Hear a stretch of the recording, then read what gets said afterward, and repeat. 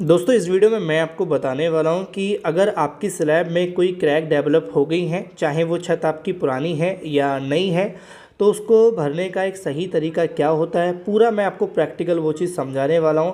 तो वीडियो में अंत तक बने रहना। और इससे पहले मैं आपको बता दूं कि स्लैब में अगर आपकी कोई क्रैक आई है और पानी उससे नीचे आपका जा रहा है तो उसको इग्नोर बिल्कुल भी मत करना, क्योंकि जो पानी हमारा नीचे दिखाई देगा या ड्रॉप होगा पानी, तो वो पानी हमारा सरिये से टच होता हुआ निकल रहा है। और जब ये कंटिन्यू काफ़ी लंबे समय तक रहता है तो हमारी छत में जो डाली गई सरिया होती हैं उसमें जंग लगने के चांसेस काफ़ी ज़्यादा हो जाते हैं। तो वो भी नुकसान काफ़ी करेगी, क्योंकि सरिये ने अगर पकड़ छोड़ दी तो आपकी छत की कंक्रीट भी नीचे गिरने लगती है और हमारे स्ट्रक्चर पे काफ़ी ज़्यादा इम्पैक्ट पड़ता है उसकी वीकनेस को लेकर। ठीक है, तो यहाँ पे हम बात करेंगे, जैसे मान लीजिए अगर आपकी कोई क्रैक आई है तो पहले क्रैक को अच्छे से हमारा ग्रुप देके यानी कि वी शेप में काट लीजिए। ठीक है, थोड़ा सा डेप्थ जाके। अब इसके बाद आपको उसको साफ़ कर लेना है, पानी से धो लेना है, ब्रश से साफ़ कर लेना है ताकि कोई भी धूल का कण ना रहे, मिट्टी ना रहे। उसके बाद आप कोई केमिकल यूज़ करेंगे। केमिकल मार्केट में बहुत आते हैं, बट यहाँ पे जो प्रैक्टिकल यूज़ हो रहा है वो हो रहा है अल्ट्राटेक का सील एंड ड्राई SVR। ये क्रैक फिलिंग में यूज़ किया जाता है। मॉडिफायर कोई भी प्रोडक्ट आप मोटार बनाते हैं या वाटर प्रूफिंग के लिए इसको यूज़ किया जाता है। तो क्रैक फिलिंग का और वाटर प्रूफिंग का दोनों का अलग रेशियो हो जाता है, वो हम आगे डिस्कस करेंगे। बट उससे पहले जो पहला करना है वो साफ़ करने के बाद 1 इंची ब्रश से लेके आपको प्योर केमिकल का एक लेप लगा देना है। ठीक है, एक कोट कर देनी है जैसे यहाँ पे की गई है।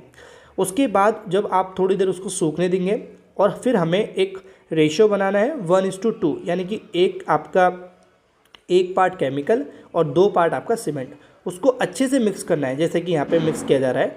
वो ऐसे मिक्स करना है कि सीमेंट का जो जो आपका पेस्ट बनकर तैयार हुआ कलर बिल्कुल चेंज हो जाएगा। जैसे कि केमिकल देखो आपका वाइट है, सीमेंट आपका ग्रे है, लेकिन पेस्ट आपका किस तरीके से हो गया है, एकदम ब्लू सा हो गया है, मतलब डार्क ग्रे हो गया है। तो ये आप इसको ऐसे मिक्स करना है। यहाँ पे गलती क्या करते हैं कुछ लोग, मिक्स करने में यहाँ पे बालू भी साथ में मिला लेते हैं, वो आपको नहीं करनी है। और इसको इतने अच्छे से मिक्स करना है कि जो उसके पार्टिकल्स से एकदम ऐसे हो जाएंगे जैसे कि बहुत अच्छे से आपने पेस्ट तैयार करा है। फिर उसके बाद जो आपके जॉइंट, जो आपकी दरार है, उसको आप चाहें तो जो छोटी वाली कन्नी होती है, ट्रॉवल होती है, उससे भरना है। और इसके साथ साथ जो आप अपनी पेंट जो किया जाता है, पुट्टी की जाती है ना दीवार पे, तो हल्की सी पत्ती आती है, उस पत्ती का इस्तेमाल करना है और उसको अंदर तक भरना है। ठीक है, मैं आपको थोड़ा भी दिखाऊंगा वो कैसे उससे भरते हैं। और इसको एक ही बार में नहीं भर देना है, पहली चीज़ ध्यान रखनी है, यहीं पे गलती करते हैं। आपको 2 बार में भरना है। पहली बार में थोड़ा डीप करके भरिए और उसके बाद थोड़ा सा उस पर रफ सरफेस बनाइए, ताकि जब दूसरी कोट आप करेंगे तो फिर बाद में क्या होगा, उसमें एंकरिंग हो जाएगी, पकड़ बन जाएगी। जैसे कि इस दूसरे हाथ में आप देख रहे होंगे कि यहाँ पे जो आपकी पुट्टी उट्टी करते हुए आप अपनी दीवारों पे, उसकी एक पट्टी होती है, उसकी सहायता से भी आप करेंगे।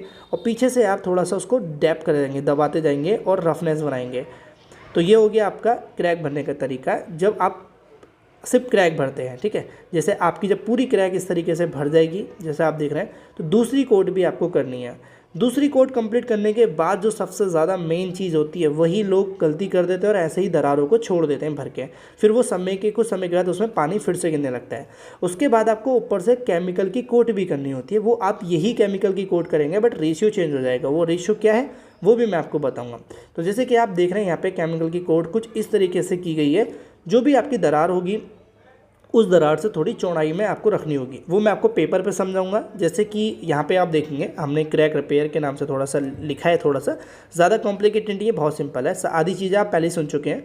तो क्रैक फिलिंग के लिए रेशियो रहता है 1:2, यानी कि जैसे हमने बोला पहला सीमेंट, दूसरा सीमेंट और केमिकल, मतलब पहला 1 लीटर आपका केमिकल, 2 आपका सीमेंट। और उसके बाद वाटर प्रूफिंग की कोट के लिए आपका रेशियो चेंज हो जाता है 1:1:2। जैसे कि आप देख रहे हैं, 1 पार्ट आपका केमिकल, 1 पार्ट आपका वाटर और 2 पार्ट आपके सीमेंट।